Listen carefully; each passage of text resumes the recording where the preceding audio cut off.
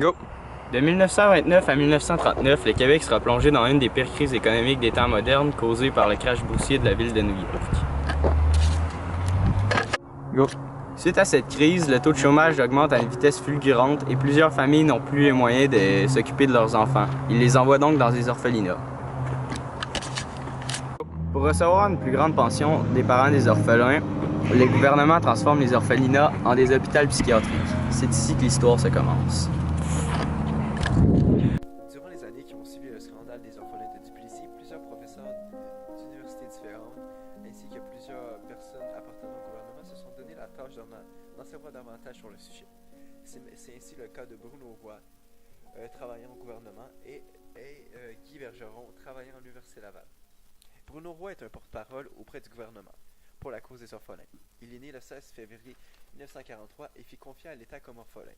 Durant sa vie, il se déplaça dans quelques orphelinats pour finir au Mont-Providence, un institut mis en place pour l'éducation des orphelins que l'on considérait à l'époque comme des enfants à qui l'on pouvait enseigner. Bonjour Monsieur Lafleur, est-ce que vous pourriez vous présenter un peu? Bonjour, je m'appelle Monsieur Gabriel Lafleur, ex-enseignant en philosophie à l'Université Laval.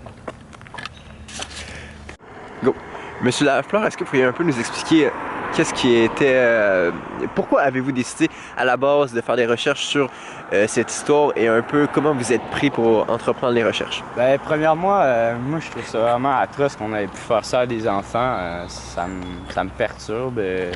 J'aimerais comprendre mieux pourquoi, qu'est-ce qui a poussé les gens de ces églises-là à faire des tels gestes, à pratiquer des expérimentations sur ces enfants-là, pourquoi ils voulaient faire ça.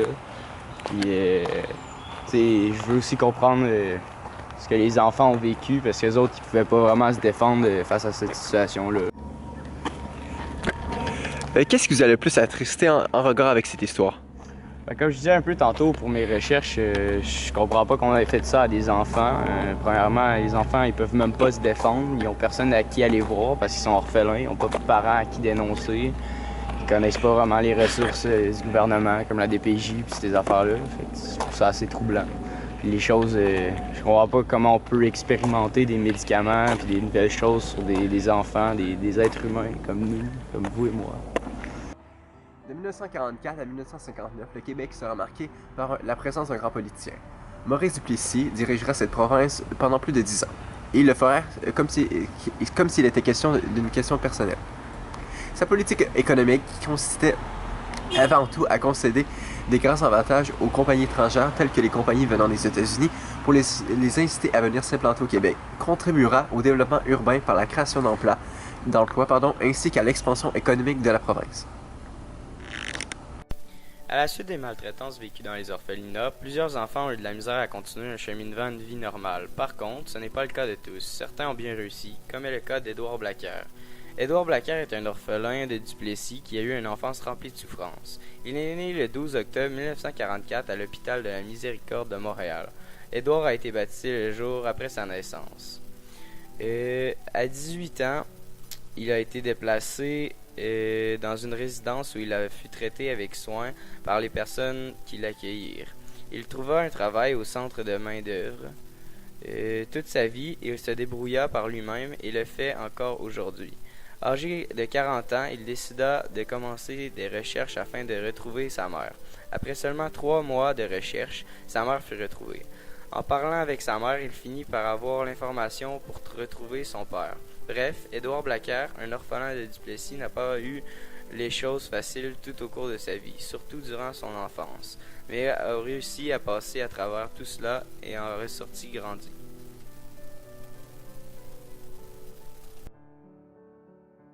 Bonsoir, Monsieur Frenière. Pouvez-vous un peu nous présenter à vous?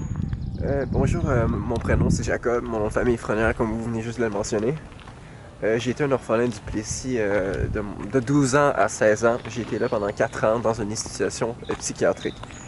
J'avais été diagnostiqué d'un trouble d'autisme, mais j'ai jamais vraiment eu de test qui prouveraient ça et comme durant toute ma vie, j'ai eu aucun problème relié à cette maladie. Je voudrais pas être trop personnel, Monsieur Frenière, ou sentez-vous complètement libre de répondre comme vous voulez à ma question, mais pouvez-vous un peu nous décrire c'était comment une journée dans un de ces centres-là?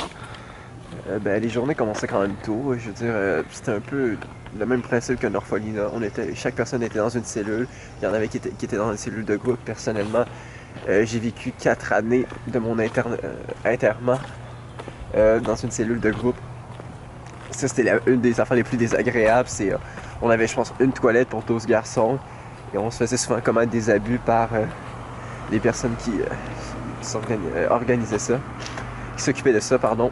Et une journée, on faisait un peu, le matin, on avait quelques cours. Par la suite, l'après-midi, on était pas mal seuls dans nos cellules. Et ça recommençait. Le soir, on était des cours. Durant ces années, les familles agricultrices sont confrontées à des problèmes économiques. Ils auront le choix entre rester à la campagne et s'endetter ou partir en ville trouver de l'emploi dans les industries de la guerre. Les compagnies étrangères vont faire beaucoup de publicité pour les attirer dans leur compagnie, ce qui contribuera au développement économique. Puis cette période-là est attribuée à l'exode rural. Dans la grande majorité des cas, les diagnostics attribués aux enfants étaient grandement exagérés, comme est le cas de Théodas Gaudry. Théodas Gaudry est un orphelin de Duplessis qui traversa de nombreuses épreuves tout au long de sa vie. Né le 4 octobre 1946 à l'hôpital de la Miséricorde, Théodas commença la vie d'enfant rejeté dès ses premiers jours. Sa première résidence fut la crèche de Saint-Vincent-de-Paul. À l'âge de 5 ans, il quitta celle-ci pour être interné à l'hôpital Sainte-Anne de Baie-Saint-Paul, où il resta jusqu'à l'âge de 22 ans. Selon certaines informations, Théodas serait passé de sa première résidence à l'asile dès ses 5 ans. Les motifs pour l'envoyer dans ce genre d'institution étaient tous exagérés. Selon son dossier, le petit Théodas de 5 ans avait été diagnostiqué de débile mental, malin, coléreux, qui fait mal aux plus petits que lui, un défaut d'intelligence. Les années 1960 font partie de la période de notre histoire qu'on l'appelle la Révolution tranquille. Ces années sont qualifiées de la sorte à cause des nombreux changements culturels et économiques qui ont eu lieu. En premier lieu, il y a eu une séparation définitive de l'Église face à l'État. Il s'est aussi formé durant cette période une nouvelle identité québécoise s'opposant au libéralisme canadien-français. Durant cette époque, notre société a beaucoup évolué sur un point de vue industriel. De plus, les Québécois commencent à reconnaître une certaine différence dans la langue française à laquelle ils commencent peu à peu à s'identifier et à vouloir se séparer. Plusieurs lois ont même été mises en place pour préserver la langue, comme par exemple la loi 101, la loi 63 ainsi que la loi 22. Voulant plus d'indépendance, le gouvernement de Jean Lesage investit beaucoup dans les projets publics ainsi que dans les sociétés d'État, telles que Hydro-Québec. Les médias comme la chanson, la télévision, la littérature, le théâtre et le cinéma reflètent désormais la société urbaine québécoise.